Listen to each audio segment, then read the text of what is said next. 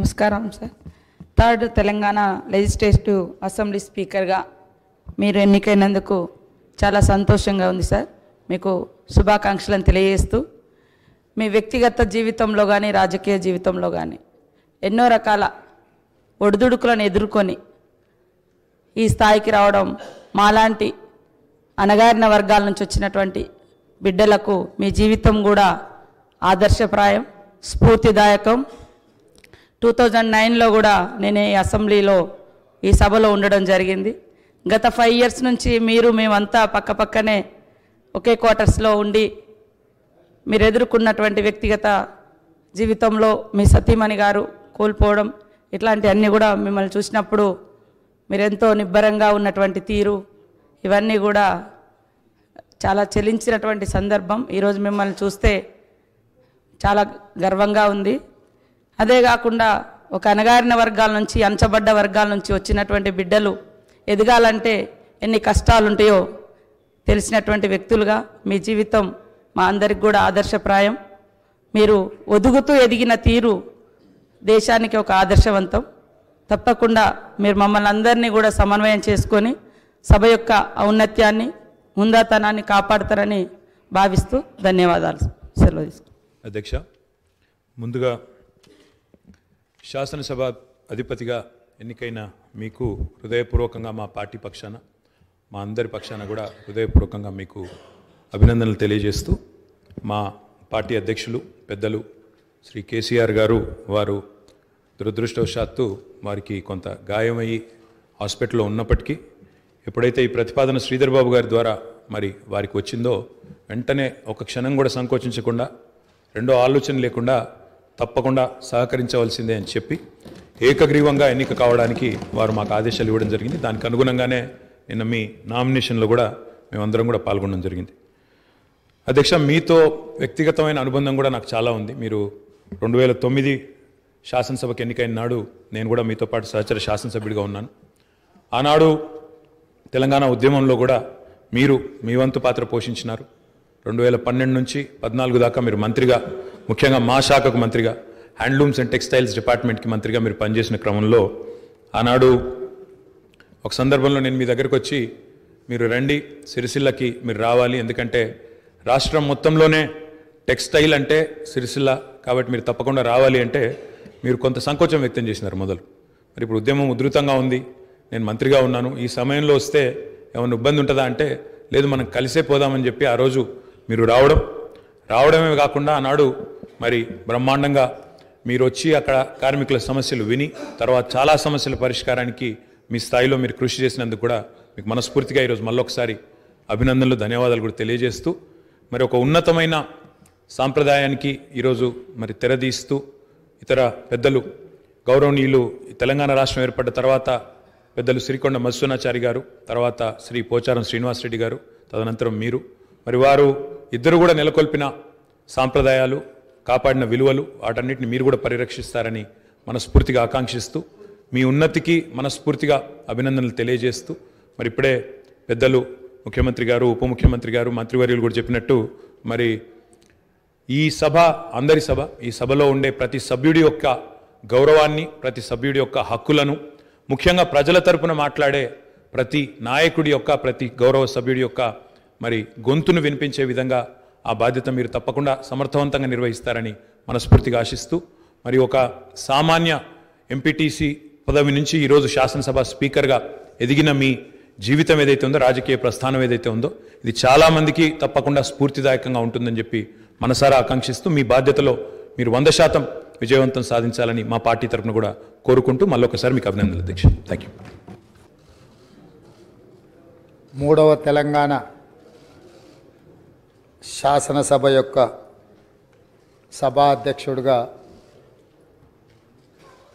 గడ్డం ప్రసాద్ కుమార్ గారిని ఈ శాసనసభలో కాంగ్రెస్ పార్టీ, భారత రాష్ట్ర సమితి, అదేవిధంగా సిపిఐ, ఎంఐఎం పార్టీలు ప్రత్యక్షంగా మద్దతు పలికి ఏకగ్రీవంగా ఎన్నిక కావడానికి, అదేవిధంగా భారతీయ జనతా పార్టీని కూడా భారతీయ జనతా పార్టీని కూడా సంప్రదించడం జరిగింది. వారు కూడా పరోక్షంగా ఈ ఎన్నిక ఏకగ్రీవం కావడానికి సహకరించారు. సభాపక్ష నాయకుడిగా మా సభ్యులకు, భారత రాష్ట్ర సమితి అధ్యక్షుడు మరియు శాసనసభ్యులకు, ఎంఐఎం అసదుద్దీన్ ఓవైసీ గారికి, అక్బరుద్దీన్ ఓవైసీ గారికి, సిపిఐ పార్టీ నాయకులకు అందరికీ, ఆ పార్టీ అధ్యక్షులకు, శాసనసభ్యులందరికీ కూడా ఈ సభాపక్షాన మనస్ఫూర్తిగా వారికి ధన్యవాదాలు తెలియజేస్తున్నాను. ఈ సభ ఒక మంచి సాంప్రదాయానికి మొదటి రోజే మనమందరము ఒక మంచి సాంప్రదాయాన్ని ముందుకు తీసుకెళ్ళడానికి అందరూ సహకరించడం, ఈ సాంప్రదాయం భవిష్యత్తులో కూడా కొనసాగాలి.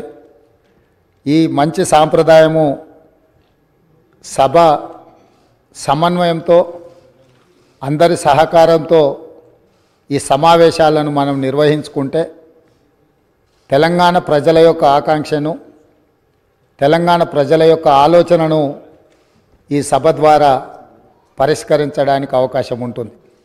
అదేవిధంగా గడ్డం ప్రసాద్ కుమార్ గారు నా సొంత జిల్లా, నేను ఎక్కడి నుంచి అయితే శాసనసభ్యుడిగా ప్రాతినిధ్యం వహిస్తున్నానో ఆ ప్రాంతం వాడు.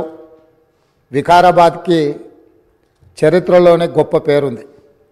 నిజాం సర్కారు ఉన్నప్పుడు చాలా రుగ్మతులు ఉన్న వాళ్ళకి వైద్య సహాయం అందాల్సిన వివిధ రకాల ఇబ్బందులు ఉన్న వాళ్ళందరినీ కూడా వికారాబాద్ గుట్ట మీద వైద్యం చేస్తే అందరికీ ఆ రుగ్మతలు తగ్గి సమస్యలు పరిష్కారం అవుతాయని తెలుసు. ఇప్పటికి కూడా అక్కడి వాతావరణం, అక్కడి గాలి, అక్కడి నేల ఒక మంచి వైద్యానికి ఉపయోగపడే ప్రాంతం.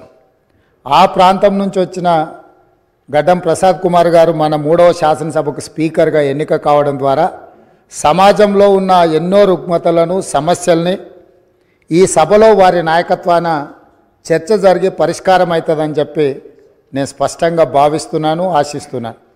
అదేవిధంగా వారు అతి సామాన్యమైన కుటుంబం. వెనుకబడి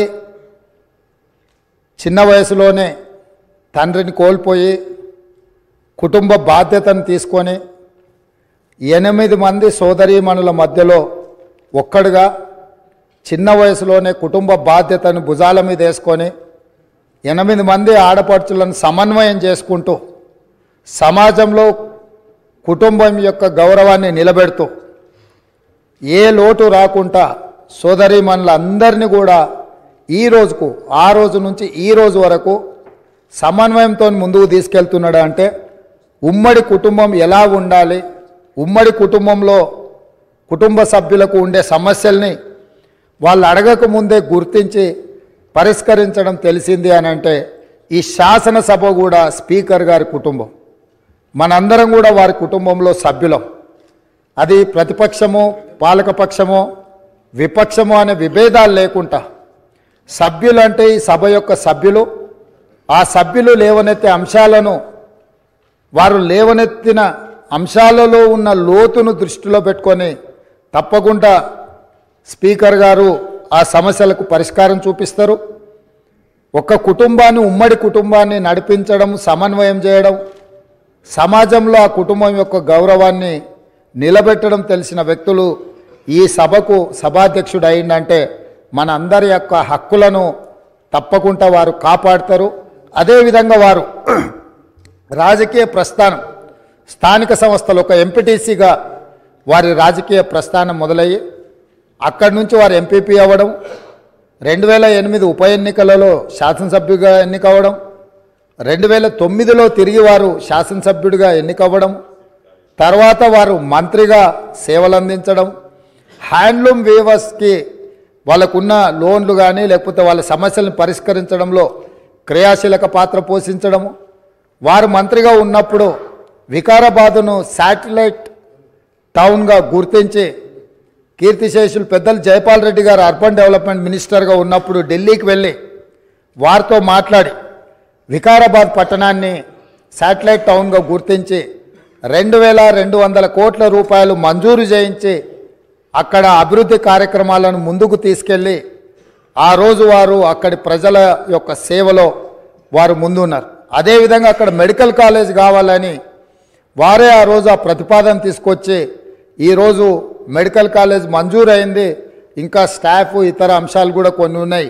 వారే అక్కడి నుంచి ఆదేశాలు ఇచ్చి తప్పకుండా ఆ సమస్యను పరిష్కరించడమే కాకుండా అప్పా జంక్షన్ నుంచి వికారాబాద్ మన్నగూడ చౌరస్తా వరకు రోడ్ వైడనింగ్ విషయంలో కానీ వీట్లల్లో కూడా వారు ప్రత్యేకమైన చొరవ చూపించి ప్రాంతం యొక్క అభివృద్ధిని వారు ఎప్పుడూ మర్చిపోకుండా వారు ఎన్నికలలో గెలిచిన ఒకవేళ ఫలితాలు వారికి అనుకూలంగా రాకపోయినా వారెప్పుడు కూడా ప్రజలకు దూరంగా ఉండలేదు. కాబట్టి ఈరోజు గడ్డం ప్రసాద్ కుమార్ గారు లాంటి వ్యక్తులు సునిశ్చిత దృష్టితో, సమస్యల అవగాహనతో, సభ్యుల సమన్వయంతో ఈ శాసనసభను వారి నాయకత్వంలో మనందరం ఒక ఆదర్శవంతమైన శాసనసభగా నడిపించడానికి వారి పూర్తిగా మన అందరికీ దశ దిశ నిర్దేశిస్తారు.